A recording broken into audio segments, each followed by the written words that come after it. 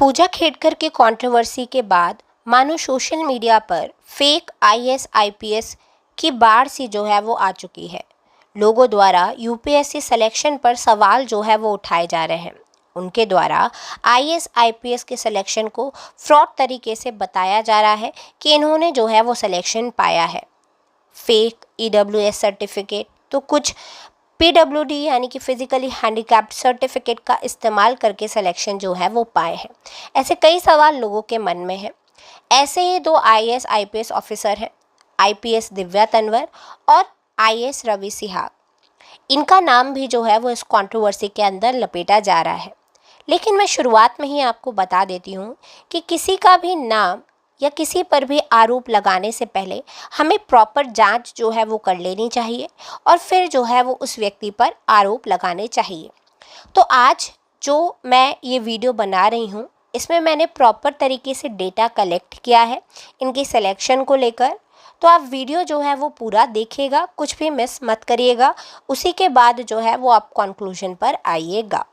तो सबसे पहले मैं आपको दिव्या तन्वर की कुछ डिटेल्स जो है वो बता देती हूँ, जिसे जानना आपके लिए बहुत ज़रूरी है कुछ भी कंक्लूजन निकालने के पहले।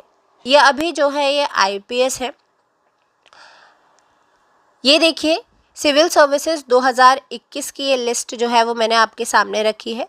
2021 में इनकी जो रैंक आई थी वो आई थी 438 और इनके द्वारा ईडब्ल्यूएस का इस्तेमाल किया गया है और इनको जो था इसी केबल पे आईपीएस जो था वह मिला था।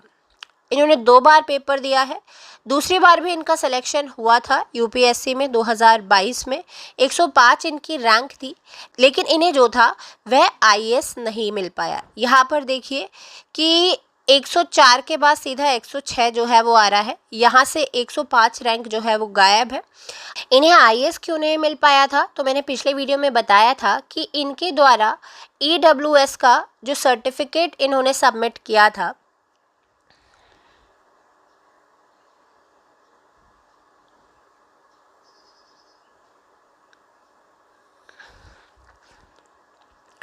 तो भाई इन्हें आईएएस क्यों नहीं मिल पाया था? तो इसका रीज़न ये था कि यूपीएससी ने इनके ईडब्ल्यूएस जो स्टेटस था उसे कन्वर्ट करके जनरल जो था वह कर दिया था। ऐसा क्यों किया गया था? तो भाई रीज़न ये था कि इनके द्वारा जो ईडब्ल्यूएस का सर्टिफिकेट सबमिट किया गया था उसे सबमिट करने में देरी हो गई थी।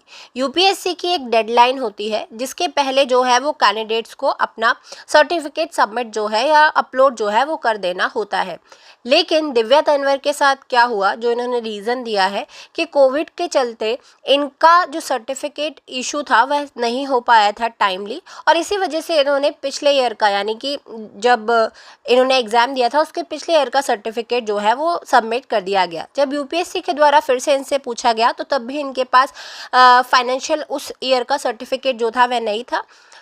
सर्टिफिकेट बनने में जो है वो देरी हुई, डेडलाइन निकल चुकी थी यानी कि लास्ट डेट जो थी वह निकल चुकी थी, और चूँकि देरी हुई इसी वजह से यूपीएससी के द्वारा इनके ईडब्ल्यूएस के जो मान्यता थी या ईडब्ल्यूएस ये जो खुद को बता रही थी जिसके ऊपर 105 रैंक पर इनको आईएएस मिल सकता था, उसको जो है वो कैंसिल यूपीएससी के द्वारा कर दिया गया और इन्हें जनरल कैटेगरी में जो है वो कंसिडर किया गया था।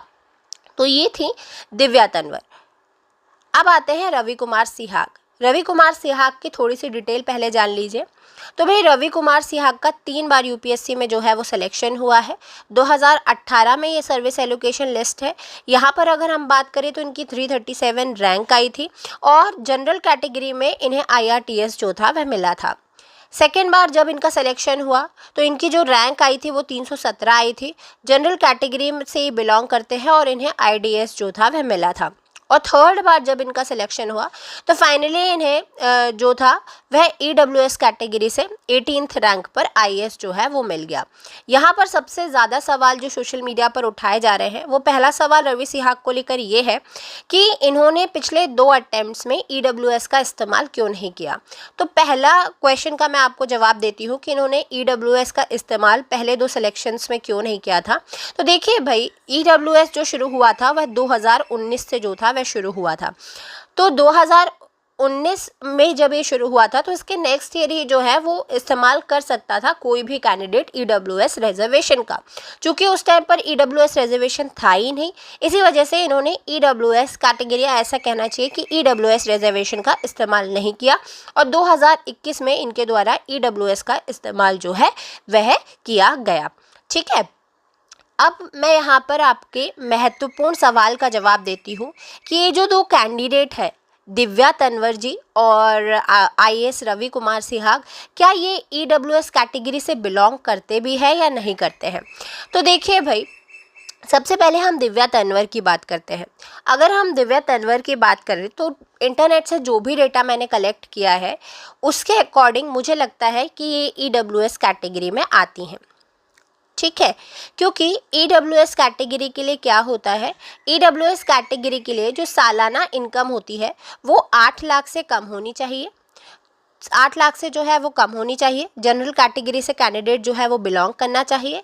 साथ ही साथ अगर उसके पास 5 एकड़ का ज़मीन है या उससे ज़्यादा है तो वो ईडब्ल्यूएस कैटेगरी में नहीं आ सकता। रेजिडेंशियल फ्लैट अगर उसके पास 1000 स्क्वायर फीट का या उससे ज़्यादा का है तो भी नहीं आएगा। अगर रेजिडेंशियल प्लॉट है 100 स्क्वायर यार्ड से या उससे ज़्यादा का तो भी नहीं आएगा। या फिर अगर रेजिडेंशियल प्लॉट है 2000 स्क्वायर यार्ड एंड अबव का ऐसे किसी एरिया में अदर देन द म्यूनिसिपैलिटीज़ तो भी वो जो है वो ईडब्ल्यूएस पे नहीं आएगा। तो मुझे लगता है कि जो दिव्या तन्वर जी है वो प्रॉपरली ईडब्ल्यूएस कैटेगरी से जो है वो बिलोंग करती हैं।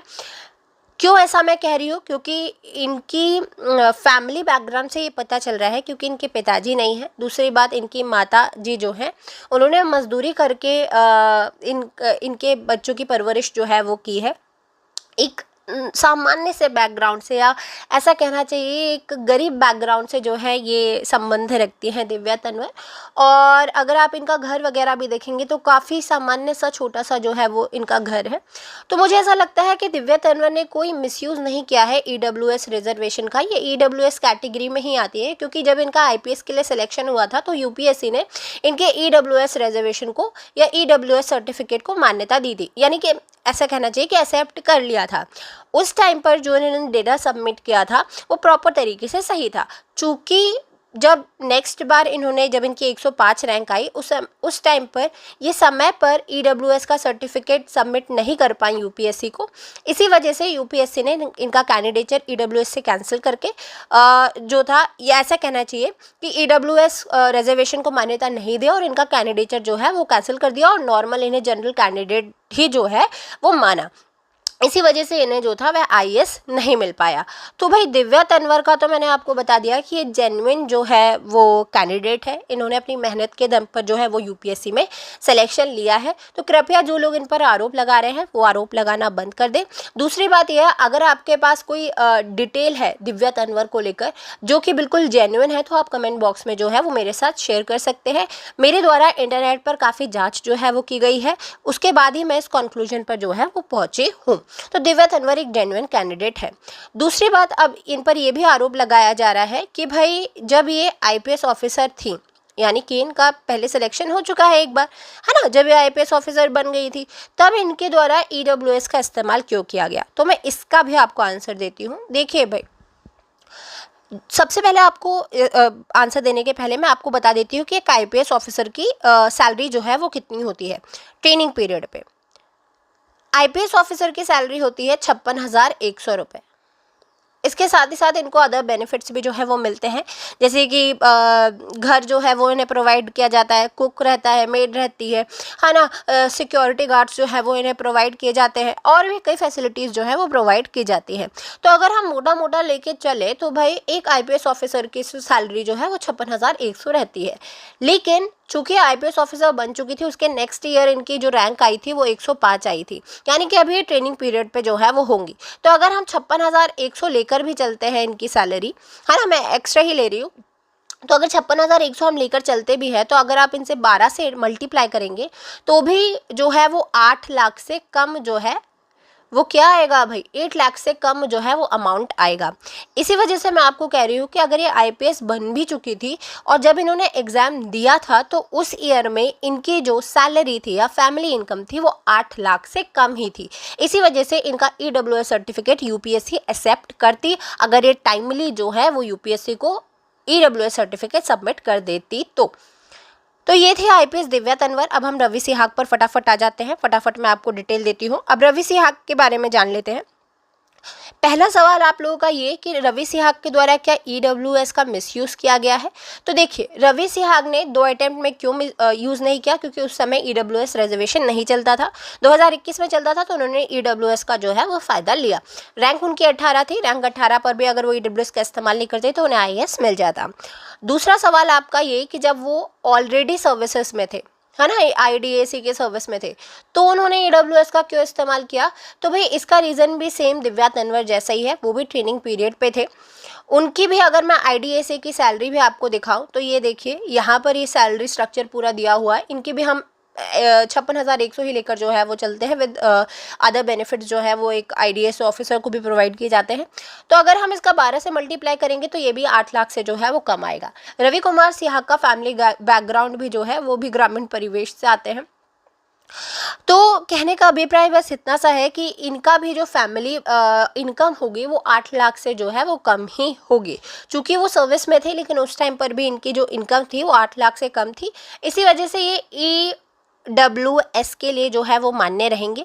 यानी कि अगर इनके द्वारा EWS सर्टिफिकेट के लिए अप्लाई किया जाता है तो इनको जो है वो आसानी से मिल जाएगा। लेकिन हाँ, जब इनकी सैलरी बढ़ जाएगी, है ना, जब ये बन जाते हैं, यानी कि जैसे फॉर एग्जांपल अभी IAS ऑफिसर है, 2 साल बाद अगर ये इनकी सैलरी जो है वो बढ़ जाएगी, तो अगर 8 लाख से ज़्यादा होती तो इनको डेफिनेटली EWS सर्टिफिकेट इशू नहीं होता। लेकिन चूंकि ये एलिजिबल थे, इसी वजह से इन्हें सर्टिफिकेट भी इशू हुआ और UPSC ने इनके सर्टिफिकेट को भी जो है वो माना, है ना, माने अप्रूव जो है वो कर दिया। तभी इनका EWS जो है वो कैटेगरी वहाँ पर शो हो रही है। तो अब मैं कंक्लूजन पे फटाफट आ जाती हूँ कि कंक्लूजन क्या है। तो कंक्लूजन बस इतना सा है कि ये जो दोनों आप सामने देख रहे हैं, IPS दिव्या तंवर और रवि कुमार सिहाग, दोनों ही जेन्युइन कैंडिडेट हैं।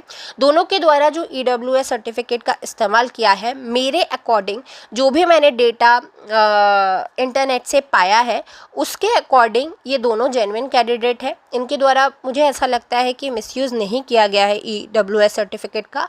लेकिन यहाँ पर मैं आपको बता देती हूँ कि अगर मुझसे कुछ मिस हुआ है, क्योंकि मैंने इंटरनेट के अकॉर्डिंग ये आपको जानकारी दी है, अगर मुझसे कुछ मिस हुआ है तो आप कमेंट बॉक्स में मुझे ज़रूर बताएं।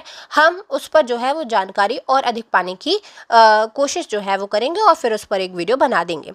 तो आप क्या सोचते हैं इसके बारे में, मुझे ज़रूर कमेंट में बताएं। मिलते हैं नेक्स्ट वीडियो में। Thank you so much.